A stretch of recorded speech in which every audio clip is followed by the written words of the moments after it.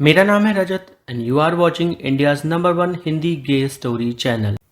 अर्पित भैया ने धीरे से सोहन को अपनी बाहों में भर लिया और उन्होंने उसे खुद से कसकर सटा लिया।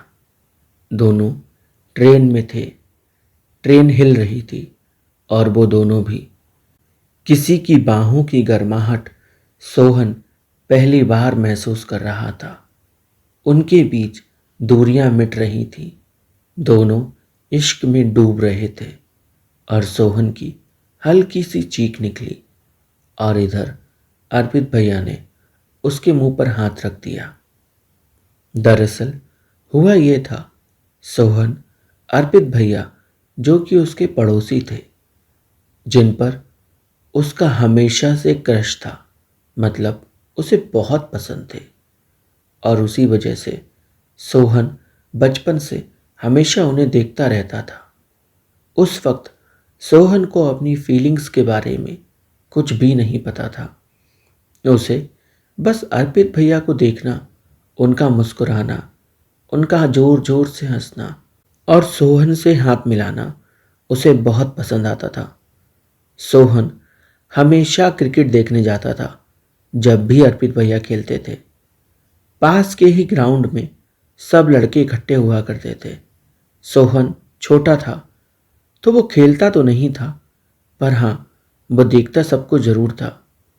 उस वक्त सोहन की उम्र यही कोई 14-15 साल की होगी और अर्पित भैया यही कोई 23-24 साल के। सोहन टकटकी लगा के उन्हें देखा करता था, कैसे अर्पित भैया छोटे से शॉर्ट्स और टी शर्ट पहन के धुआंधार शॉट्स खेला करते थे। वो लगातार हिट पे हिट मारते थे और अक्सर मैच में वही जीतते थे। जब भी वो आते थे और जिस टीम में भी वो होते थे तो बस वही जीतते थे। टीम वाले तो आपस में लड़ जाते थे अर्पित भैया को अपनी टीम में लेने के लिए। भयंकर झगड़े होते थे, पर अर्पित भैया अपनी मर्जी से ही टीम चुनते थे, चाहे फिर जो हो जाए। क्रिकेट खेलते खेलते भी अर्पित भैया की नज़र सोहन पर पड़ती ही थी।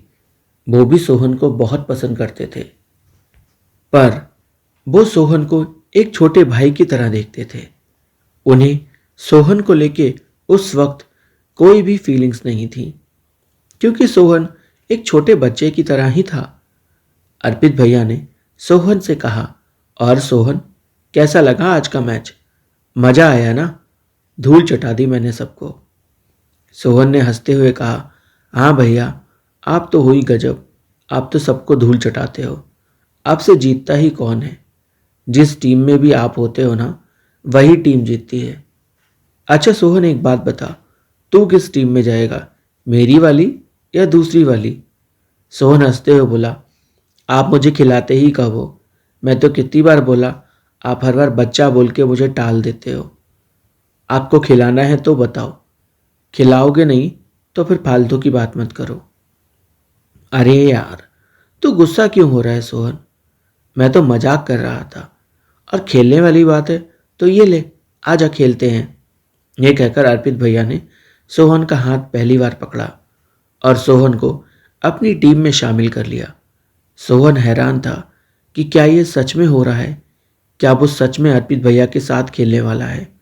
अर्पित भैया ने सोहन से कहा, ये ले, पकड़ मेरा बल्ला, और उन्होंने अपना बल्ला सोहन के हाथ में दे दिया। सोहन बल्ले को पकड़े हुए था, उसे महसूस कर रहा था, बार बार पूरा उसे अच्छे से देख रहा था। और फिर तभी किसी ने आवाज़ दी। अर्पित भैया सोहन से बोले, चल चल आजा, अब ग्राउंड में चलते हैं, वहाँ खेलेंगे।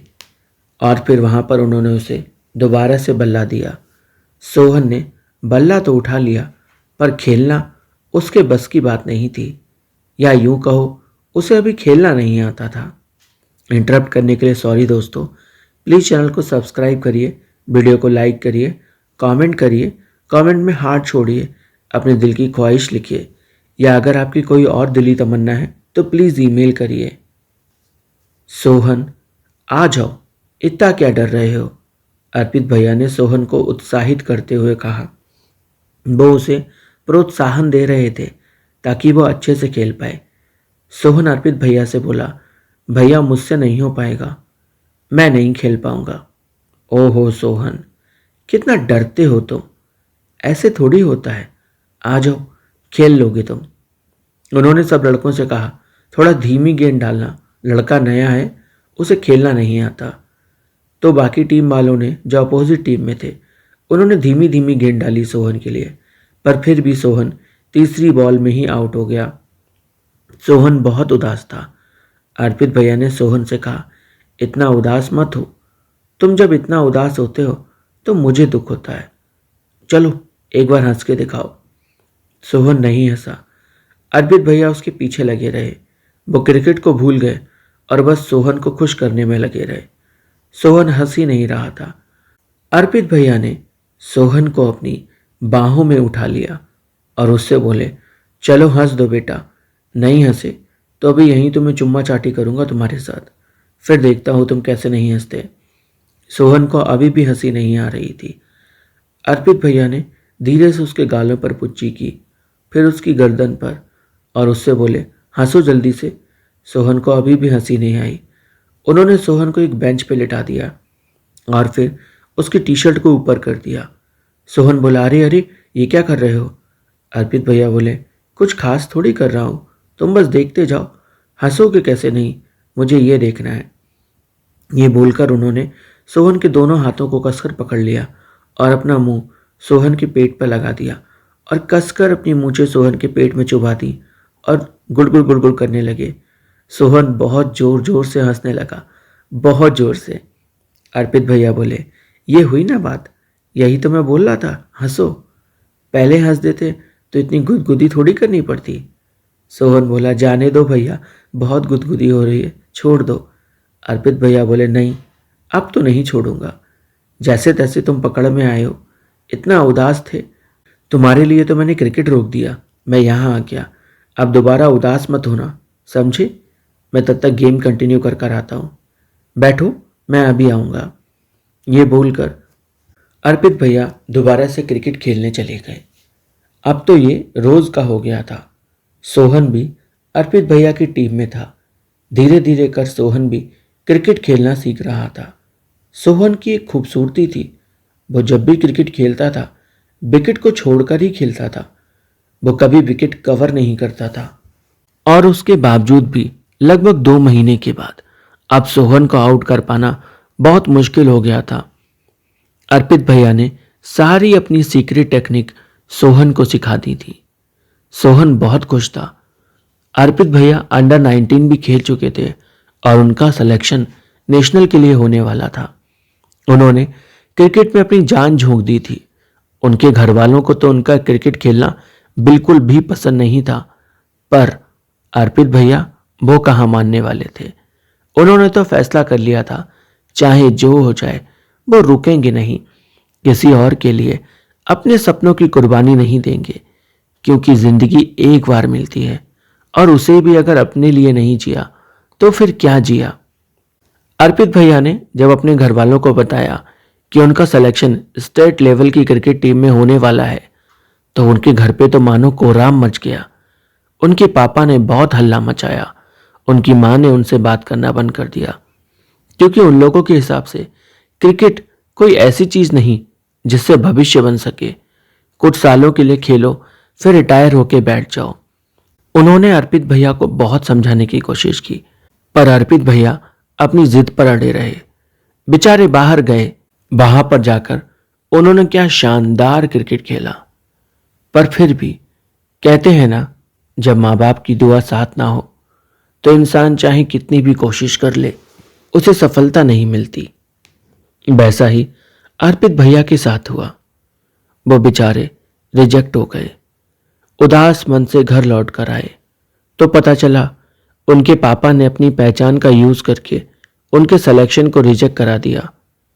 अर्पित भैया अब अपने पापा से नफरत करने लगे थे, क्योंकि उन्होंने हरकत ही ऐसी की थी। दोस्तों, इंटरप्ट करने के लिए सॉरी।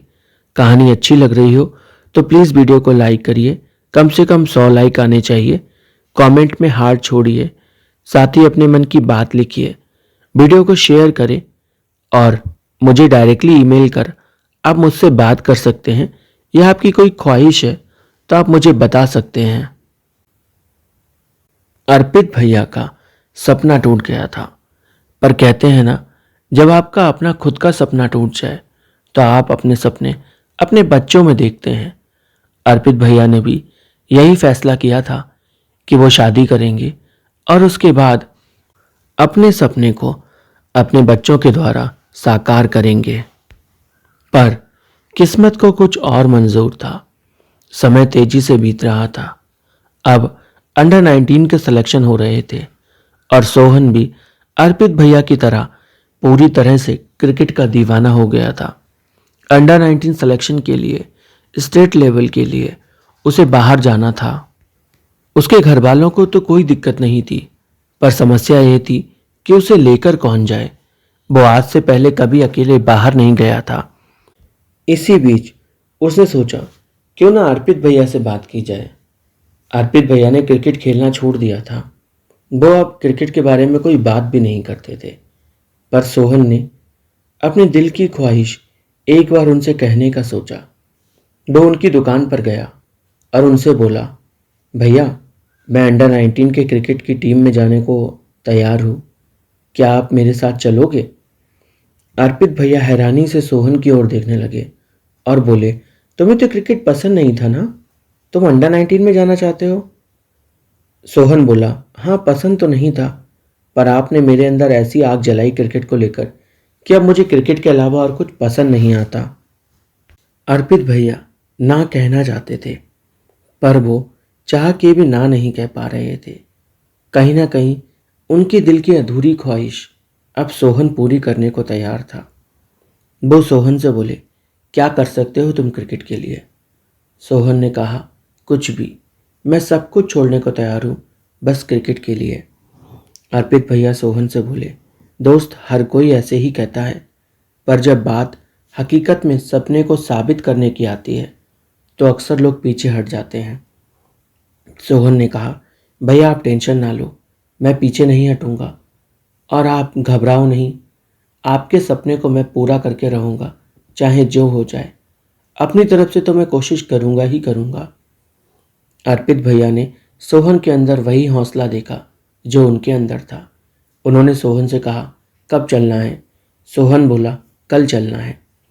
अर्पित भैया बोले, इतने शॉर्ट नोटिस पे बता रहे हो, पहले क्यों नहीं बताया तुमने? पहले मैं सोच रहा था किसी और को पूछूं। मैंने कई लोगों से पूछा, पर कोई तैयार ही नहीं हुआ।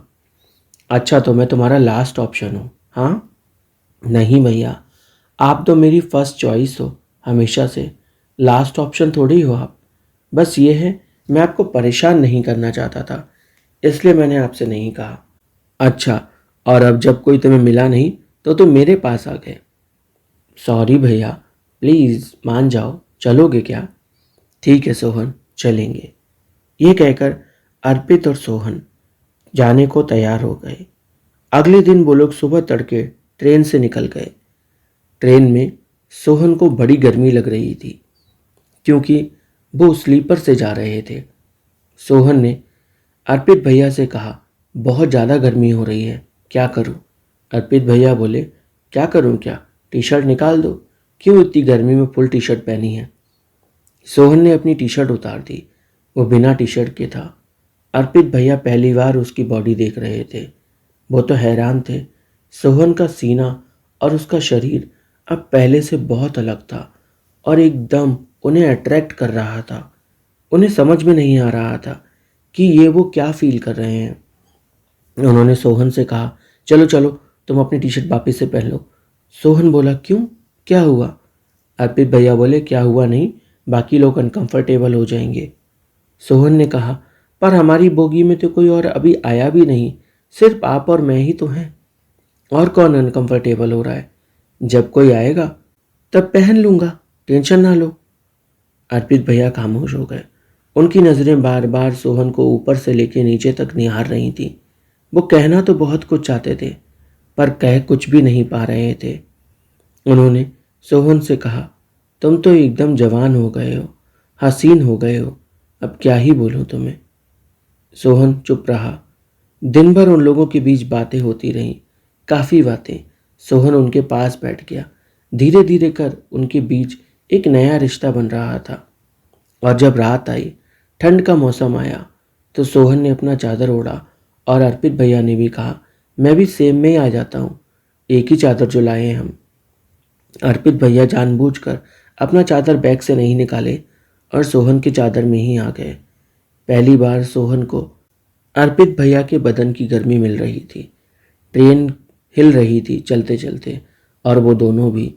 अर्पित भैया ने सोहन को कस के अपनी बाहों में जकड़ लिया और सोहन भी उनकी बाहों में पूरी तरह से समा गया। दोनों के बीच एक नया रिश्ता बनने को तैयार था। पुरानी सारी सीमाएं टूटने को तैयार थीं। कहानी में आगे क्या हुआ जानने के लिए चैनल को सब्सक्राइब करें, वीडियो को लाइक करें, कमेंट करें, साथ ही वीडियो को शेयर ज़रूर करें।